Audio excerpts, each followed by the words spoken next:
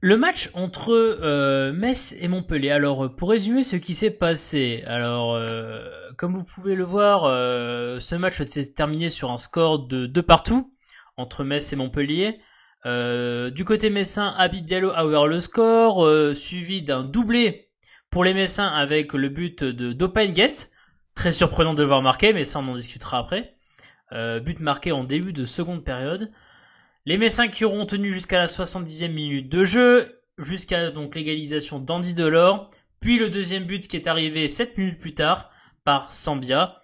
Les Messins ont essayé en fin de match de reprendre l'avantage, malheureusement ils n'ont pas réussi, et donc les Montpelliérains qui repartent de Moselle avec un bon point du match nul, on peut le dire.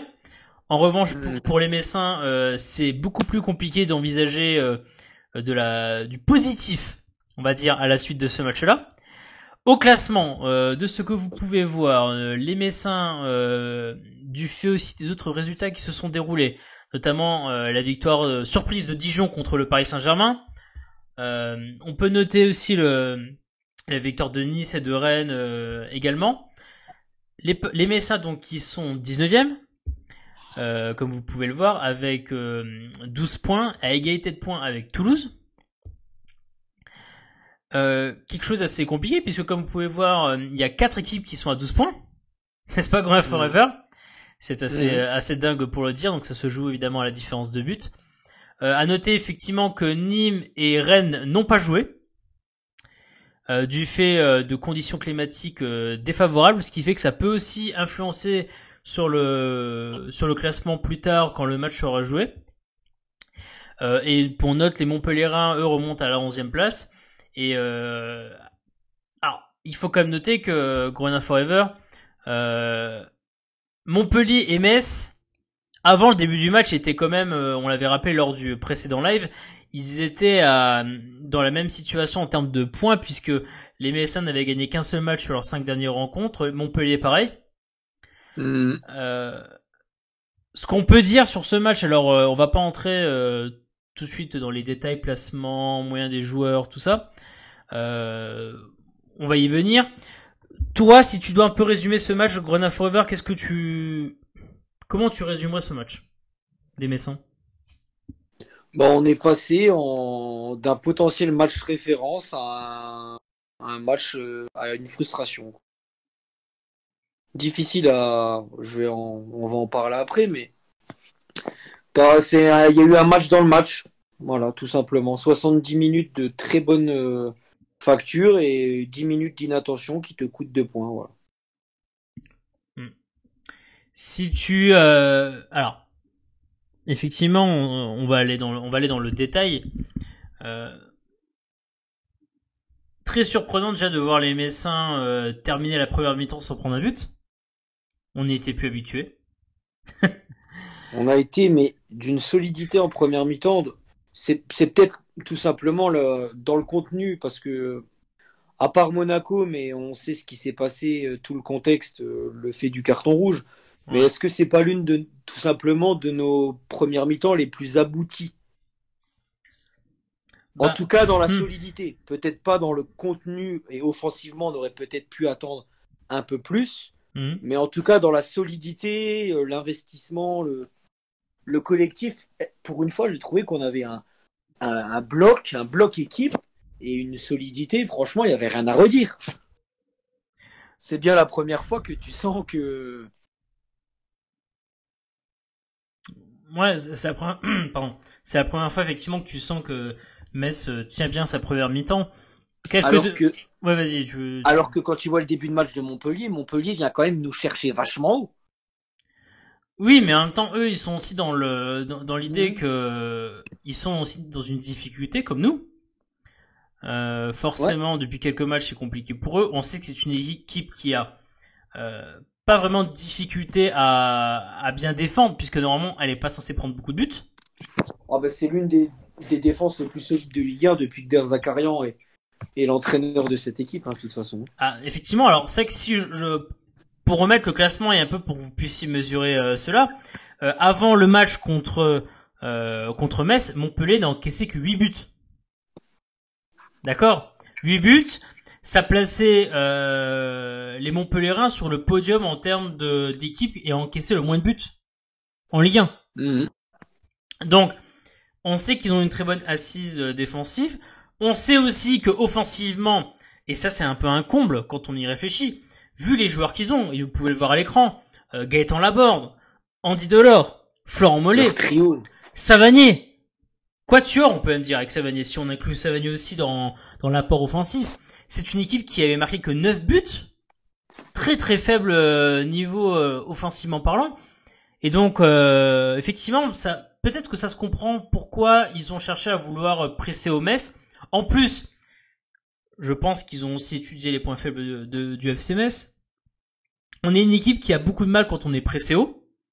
Mais justement, c'est tout le paradoxe, c'est que dans ce match-là, en première mi-temps, on a justement bien su contrecarrer ce pressing. C'est ça. Plutôt bien, justement, nous, au fur et à mesure de la première mi-temps, prendre nous le dessus sur le milieu montpelliérain.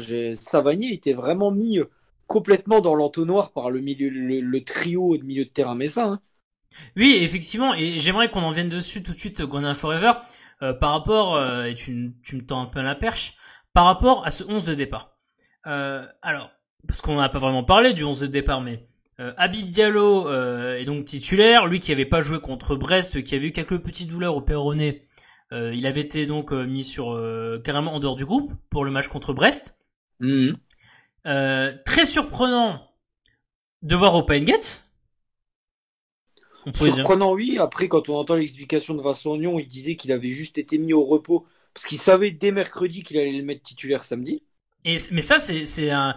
Alors, on pouvait se dire ça quand même quand on a vu le 11 contre Brest en se disant c'est vrai que c'est bizarre qu'ils le mettent pas là ou pas, alors que normalement, lors des matchs précédents, Openget était plus le remplaçant puisqu'on mettait Thierry Ambrose titulaire.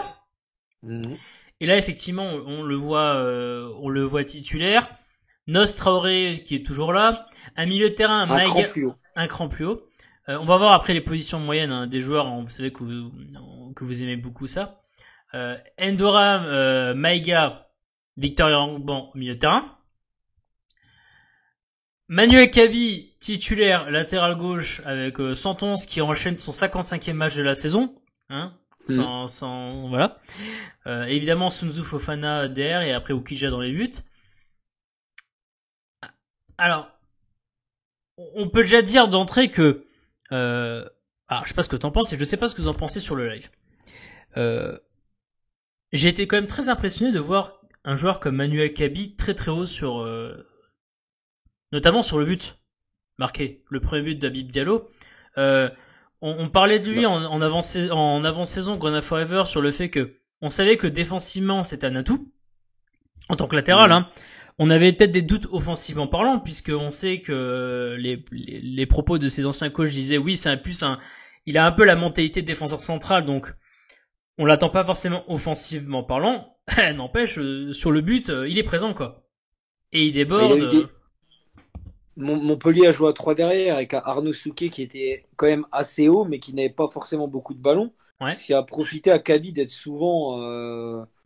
il a souvent pris le dos et l'espace qu'Arnaud Souquet laissait sur son côté. Oui. Ce qui était plutôt intéressant d'ailleurs. Ouais. Et on les a plutôt bien gênés. Hein. Leurs deux pistons, Oyongo et Souquet, ont été très bien gênés par l'organisation messine. Bien sûr, oui. Mais parce que, alors, il faut dire que on a réussi quand même rapidement dans le match à donc marquer. On rentre au vestiaire en menant 1-0. On se dit, en fait, oui, le premier but. Le premier but est magnifique, ça part de Painguet. Bien sûr. Je pense qu'on va en parler après, mais la passe pour Kaby, c'est Opa qui lance l'action, ça vient de lui. Donc, bien sûr, oui, il fait la passe. Derrière, on rentre à la mi-temps en se disant que soit est-ce qu'on tient ou est-ce qu'on continue à attaquer. Le débat se défendait, hein. 1-0, ça se défend. Il se défend encore plus que dans les prochaines minutes et là on en parlera tout petit peu plus tard. Mais à la mi-temps, la question de est-ce qu'on attaque ou on défend se pose. Et là, dès l'entame, OpenGate qui donc marque le deuxième but sur un travail en solo, voilà. Hein. Alors que Michel Derzakarian venait de changer son système et passer en 4-2-3-1. Oui, il a eu peur. Pour essayer de revenir au score. Ouais. Avec, en sortant un défenseur central, faire rentrer un milieu offensif et décaler la borne sur un côté. Il avait sorti Mendes. Si je me trompe. Et généralement, ça arrive à Metz de faire un schéma tactique et de s'aborder dans les premières minutes des mi-temps. Et là, c'est Montpellier qui se prend le deuxième en changeant son système, même pas 2 minutes après, quoi.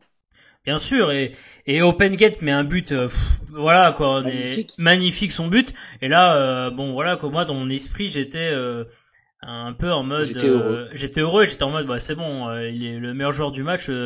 On était à la 47e, j'ai dit c'est bon, Opa. Ah mais ça fait il est sur le plaisir pour lui. Voilà. Ouais, ça fait plaisir pour lui. Il est sur le premier but, il marque le deuxième. Bon après c'est toujours pareil, hein, faut voir sur la durée. Hein, mais c'est le Opa de samedi, c'est le Opa que voilà, c'est le Opa qui justifie le fait de l'avoir prolongé. C'est ce Opa là qu'on veut. Il justifie sur ce match-là. Faut voir après sur la longueur. Sur ce match-là. Bien sûr. Faut voir sur la longueur comment ça va être, mais c'est vrai que s'il peut continuer à jouer comme ça, évidemment qu'on prend quoi. Prenez mon argent, prends mon argent ou pas. Tu vois, je jette comme on a vu mercredi à Brest. Quoi. Comme aux stripteaseuses, je balance l'argent sur Opa, je dis tiens, prends. Enfin. Putain, quand il joue simple, il s'entête pas dans. C'est là qu'il est, voilà. Ah non, mais là, quand il est comme ça, t'es content quoi. Et donc les Messins qui mènent 2-0, alors on est un peu surpris, on se dit merde, on s'y attendait pas quand même. 2 buts quand même marqués à Montpellier. Et on rappelle à Montpellier, seulement 8 buts encaissés en 11 matchs. On se dit putain, mais qu'est-ce qui se passe quoi? On est 2-0, oulala. T'es solide, oulala, c'est bizarre. Solide, dégage une impression de sérénité assez affolante. C'est ça. Et ce, jusqu'à la 71e minute de jeu. 71e minute de jeu, ballon dégagé, si je me trompe pas, par le gardien ou la défense de Montpellier, par Hilton, hein, par Hilton, effectivement. Qui suit un corner messin. Qui suit un corner messin, mais les Messins sont pas dans le camp montpellierin, hein, la ligne est comme étirée quand même, hein. Vous pouvez voir, le ralenti.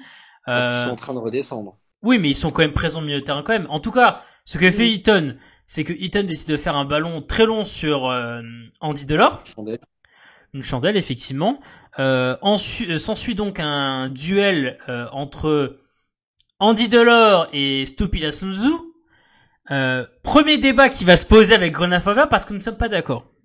Alors, effectivement, Andy Delors qui arrive à se défaire de Stupila Sunzu et qui rentre dans la surface, donc qui fusille Alexandre Kidja, que certains ont pu critiquer par rapport au fait qu'il a peut-être anticipé la frappe à Rater côté droit, si je puis dire.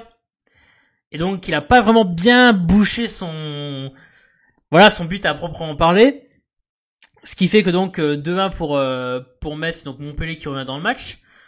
On n'est pas d'accord Grenat Forever sur le fait que moi je dis que Stopila Sunzu aurait dû stopper juste avant l'entrée dans la surface Andy Delors par tous les moyens. Il le pouvait puisqu'il était à sa hauteur, je précise. Quitte à prendre un carton rouge. Et en se disant que, ok, il prend le rouge, mais au moins tu prends pas le but et on est à 20 minutes de la fin quand même. On n'est pas à 40 minutes de la fin, on est à 20 minutes de la fin. Et donc tu dis mais il aurait peut-être dû faire faute là, ça aurait été un rouge, mais ça aurait été un rouge intelligent si je puis dire. Dans la situation où Metz est actuellement, de se dire que Metz est très fragile, tu peux pas laisser rentrer les buts pour l'adversaire si facilement. Toi, tu n'es pas d'accord, Grenat Forever? C'est pas que je suis pas d'accord, c'est que je pense que sur l'action-là, il a voulu, il avait tellement bien contenu Delors tout le match que je dis pas qu'il a eu un excès d'optimisme en pensant confiance, peut-être un excès de confiance, peut-être. Oui. Il s'est senti, je pense, vraiment en confiance dans ce match et il s'est dit, au moment où de leur part, il s'est dit, je vais arriver à gagner mon duel peut-être de l'épaule et arriver à le rattraper. Du coup, il y a un manque de lucidité et l'action se passe tellement vite que au final, il a plus le temps de le rattraper et ça part au but. Alors oui, moi, je suis du genre à voir à long terme, à me dire s'il aurait fait un tac par derrière, carton rouge, après tu l'as pas pendant 3 matchs derrière. En plus, avec ce qui est arrivé là, voilà, j'ai plus, je voulais plus voir sur le long terme, mais c'est sûr que à l'instant T, oui, je pense qu'il aurait dû, il aurait dû tacler, même si ça aurait fait chier sur le moment. Ouais. Mais il aurait peut-être dû le faire, ça aurait peut-être changé les choses. Mais moi, je pense. Tacler, on est d'accord, entre guillemets, l'attraper, le tirer le maillot, le foutre à poil carrément devant la tribune Est, hein, ça qu'on aurait voulu. C'est surtout que je pense que comme pendant 70 minutes, il l'avait un peu mis dans sa poche arrière, il a eu un excès de confiance ou d'optimisme et ça s'est retourné contre lui. Ça peut être considéré comme de la naïveté. Moi, j'ai pas envie d'aller jusque là, mais un excès d'optimisme, oui. Et un mec comme Delors, c'est un mec qui peut être mauvais pendant 85 minutes. Il lui suffit d'une action et ça fait but contre ces joueurs-là, malheureusement. Alors, c'est vrai que sur cette action-là, alors effectivement, ça suit un corner, donc le replacement est peut-être un peu lent. L'excès de confiance. La question, c'est est-ce que sur le corner, fallait monter aussi. C'est toujours la même chose. C'est là où je veux en venir justement, et ça nous amène un peu à la deuxième idée qui va prendre plus son sens lors du deuxième but, puisque 7 minutes plus tard, les Montpelliérains vont égaliser grâce à Sambia, et là on est à 2-2, et c'est vrai que on est un peu dépité quand même dessus. Faut noter une chose importante, c'est quand même le changement de Sun Tzu, qui sur l'action du but de Andy Delors se blesse à l'œil. On est d'accord. Est-ce que, comment je peux dire ça, c'est pas forcément le changement que tous les Messins attendaient, j'allais dire. En fait, à ce moment-là, il y a 2-1 quand Sun Tzu sort. Est-ce qu'il y a 2-1 quand Sun Tzu sort Oui, il y a 2-1 parce que sinon le changement, je peux le comprendre. Oui. Après, à 2-1, voilà, t'as pas forcément de solution. Déjà, t'as pas de défenseur sur le banc, défenseur central. Non, excuse-moi, pardon, le changement est à 2-2. Ce qui est peut-être, alors c'est pour ça que j'avais noté ça.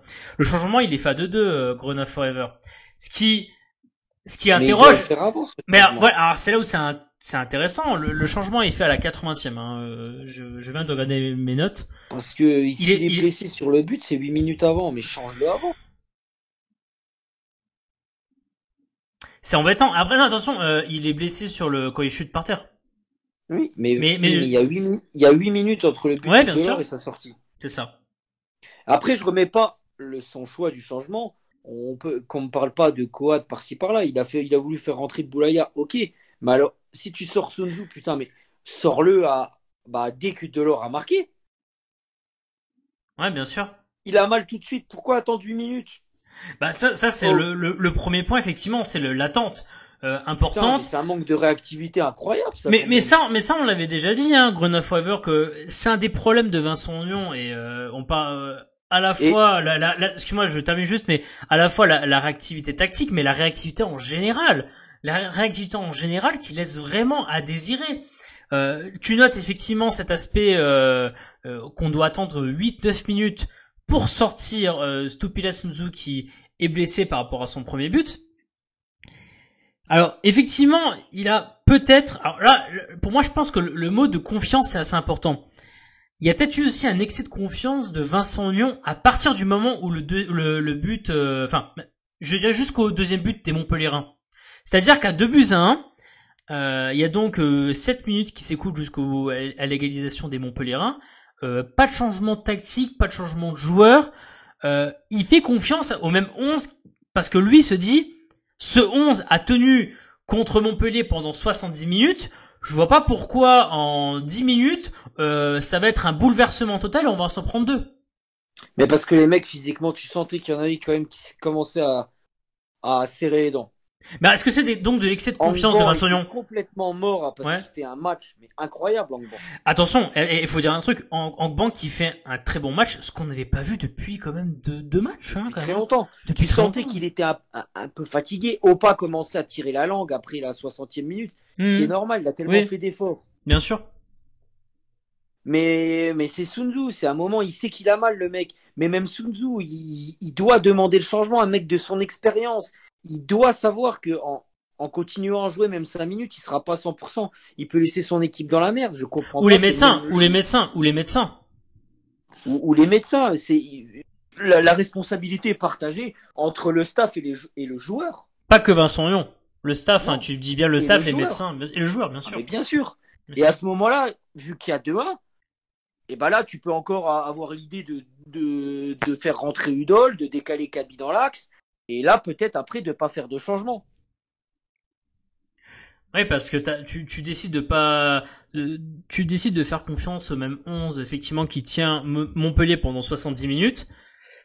Arrive cette égalisation et là, réaction donc de Vincent Lyon qui décide donc effectivement de sortir Stopilla Sunzu pour faire rentrer Farid Boulaya. À noter aussi que Savanier sort dans quasiment 3 minutes après dans la foulée d'ailleurs. Faut noter. Et 89 minutes de jeu, Open Gate sort et tu fais rentrer Ibrahim Niane. Tu mets donc quand même des armes, on va dire, assez offensives parce que faut rappeler que je termine juste, le changement de Sunzu qui sort à la place de Boulaya pousse Endoram à reculer en défense centrale aux côtés donc de Fofana et donc d'avoir un milieu de terrain, je dirais un peu plus offensif si on veut. Maïga qui bascule en 6 à ce moment-là. Mais effectivement, tu n'arrives pas à reprendre la main comme tu as pu le reprendre à un moment donné face à Toulouse où tu es recollé au score. Quand je parle la première fois où tu es recollé au score, là tu réussis pas comme la deuxième fois à Toulouse, tu ne réussis pas à reprendre l'avantage face à Montpellier. Puis tu fais pas rentrer Nian à la 89e alors que tu te fais égaliser 10 minutes avant. T'aurais fait les 2 changements d'un coup, toi?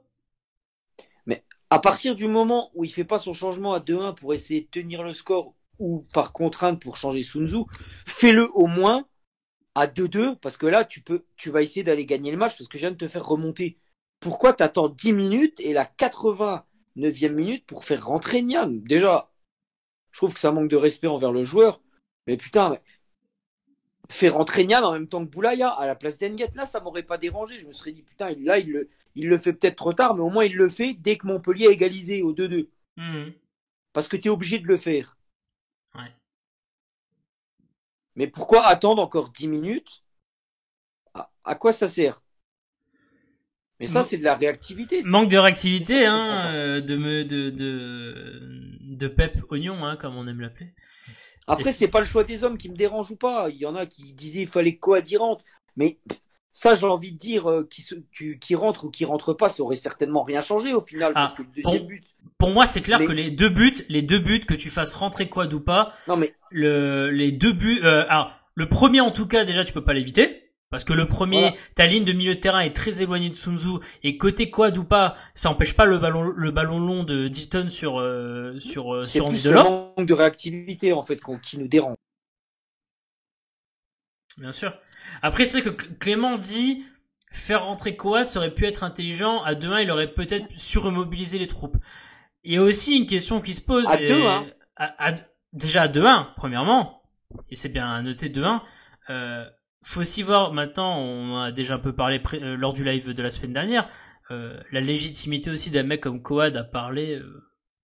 Est-ce qu'il aurait su remobiliser les troupes, lui qui est un peu mis en discrédit par le coach depuis 2, 3, 4 matchs, tu vois? Après, je pense pas qu'on était démobilisés. Les joueurs ont eu inconsciemment peur. Maïga d'ailleurs l'a dit, on a un peu eu peur de se prendre le deuxième. Mais t'as tes Vincent Lyon déjà fait sortir Sunzu parce qu'il est blessé. Mais après, si t'as pas envie de faire de changement, tu vois que tu t'es pris un but, demande juste à ton bloc équipe de fermer les vannes, de plus dépasser la ligne médiane et de fermer. Et voilà, tout en restant compact, mais en ne jouant plus forcément les coups à fond que t'as joué jusqu'au 2-1 en fait. Bah, il fallait clairement pousser entre guillemets Montpellier à se découvrir pour jouer tes actions de contre avec soit Habib ou soit Nian, tu vois. Mais c'est vrai que là encore une fois, c'est pas l'idée de jouer bas parce que jouer bas ça veut rien dire, mais c'est l'idée de jouer en bloc compact et malheureusement tu l'as pas fait. Tu l'avais pas fait juste avant le premier but, mais c'est normal, je dirais, parce que tu mènes 2-0, donc tu peux être facilement dans l'idée de pas le faire. À 2-1, t'aurais dû le faire, tu le fais pas. 7 minutes se passent et tu prends le deuxième but.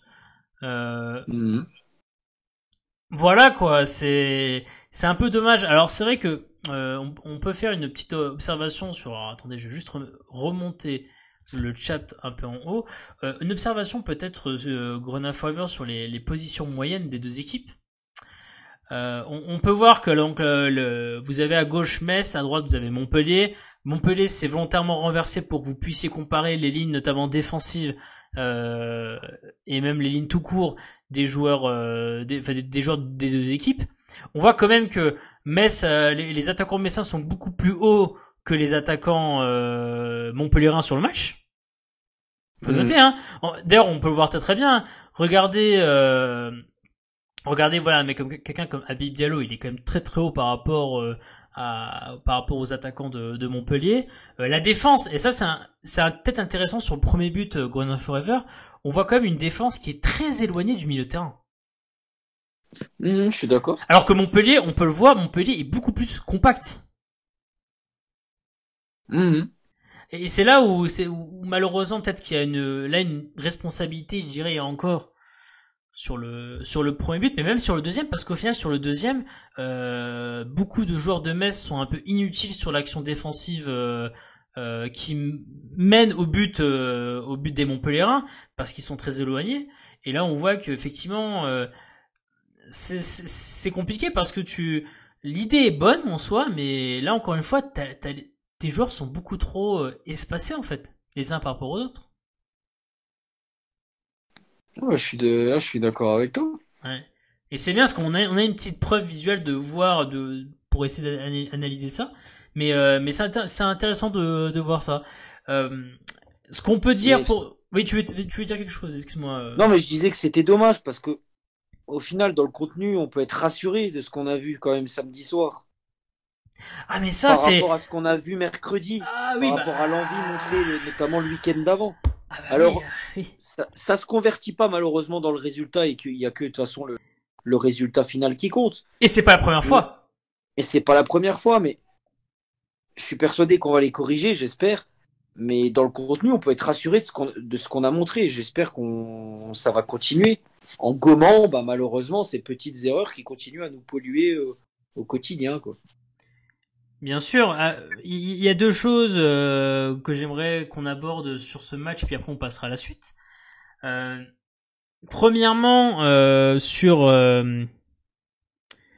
tant de matchs avec du bon contenu, mais qui mènent à chaque fois à des résultats tels que la plupart du temps, je parle, des pertes de points, que ce soit match nul ou défaite. Quelquefois, une victoire, c'est quand même très très rare. Est-ce que pour toi, c'est de la malchance d'avoir soi-disant autant de bons contenus qui ne mènent pas à un bon résultat, ou est-ce que c'est de la malchance pour toi, ou est-ce que on en voit tellement de ces matchs-là depuis le début de saison que faut arrêter de parler de malchance, quoi. Non, à partir du moment où ça se répète sur 3, 4, 5, 6 matchs, tu peux plus dire que c'est de la malchance. Je veux bien une fois ou deux, à partir du moment où c'est plus que ça, on peut plus considérer ça comme de la malchance. D'autant que Grenade Forever, on est d'accord sur les 3 derniers matchs à domicile, les 4 derniers matchs à domicile du FC Metz. D'accord. Il y a quand même, si je prends le match de Brest inclus, hein, donc dans les 4, Metz mène 3 fois au score et se fait rattraper 3 fois quand même. Ah oui, c'est exactement ça. Ils mènent au score face à Toulouse et se font rattraper. Metz mène au score face à Brest et se fait rattraper. Et là, Metz mène face à Montpellier et se fait rattraper. Il y a juste eu le match contre Nantes qui a été différent. Mais c'est assez marrant. Heureusement que je dirais que le but de Metz arrive très très tard. Ça laisse moins la possibilité à l'adversaire de revenir au score. Mais c'est vrai que là, c'est un peu bizarre quand même. Même à domicile, tu mènes au score et tu te fais rattraper quand même. On a l'impression de revoir ce qui s'est passé il y a 2 ans avec Frédéric Hans, sa deuxième partie de saison, où à chaque fois que tu menais au score, tu te faisais rattraper dans les 10 dernières minutes. Parce que ça commence à faire quand même beaucoup de points que tu laisses filer alors que tu mènes au score. Et que normalement, Et là, encore une fois, regardez ce qui s'est passé la saison dernière en Ligue 2, même si je sais que c'est pas pareil, je sais très bien. Quand Metz mène au score, Metz, généralement, ne lâche jamais le match. Mmh. Les seuls cas qui sont différents, c'est quand Metz est mené au score, d'entrée. Le match contre Auxerre, le match contre Le Havre la saison dernière. Mais quand Metz mène au score, normalement, c'est pas logique de se faire revenir. Et encore une fois, tu peux pas te faire revenir comme tu t'es fait revenir au score à la 70e minute de jeu. Non, c'est dommage parce que voilà, déjà ça aurait permis de nous donner une bouffée d'oxygène au classement dans un championnat aussi serré, c'est quand même primordial. Ouais. Et puis bah, voilà, encore une fois, t'es plombé par des micro-erreurs qui te peuvent te détruire un match en 10 minutes. Ça peut te détruire un match. 70 minutes de bon contenu qui sont foutus en l'air, malheureusement. Malheureusement. On va terminer le débrief de ce match et on va passer après à Lille contre Metz. On va terminer par un top et un flop. Je vous invite évidemment sur le chat à mettre votre top et votre flop, donc un seul top et un seul flop. Qui c'est que tu choisis, Grena Forever, en tant que top et en tant que flop? Bah moi en top, je mettrais bien Opa Ngate quand même. Hein. Ouais, le match référence pour lui cette saison. Le match référence pour lui, alors même s'il y en a qui vont me dire il a la balle du 3-0, il la met pas au fond. Ok, d'accord, mais bon, elle est difficile à mettre. Mmh. Et c'est son match référence. Après ce qu'il nous a montré mercredi, où j'avais trouvé que c'était limite un manque de respect envers le club, son entrée en jeu et son penalty tiré, il était obligé d'un côté de nous présenter ce genre de réponse. C'était sa dernière chance en plus, je pense. Ouais. Donc, et il a répondu présent. Maintenant, ce qu'on veut, c'est qu'il soit régulier dans ce genre de performance. Ok. La suite de la saison. Et pas que ça soit un match sur 10. Et en flop? Ah bah en flop, je suis désolé. Bon, après, je mettrais Stopila Sunzu. Dans un match où pendant 70 minutes, tu tires globalement du positif, tu es obligé de mettre en flop le mec qui permet à Montpellier de revenir dans le match et de les relancer par un excès de naïveté et peut-être un excès de confiance. Ouais. Écoute, moi en top,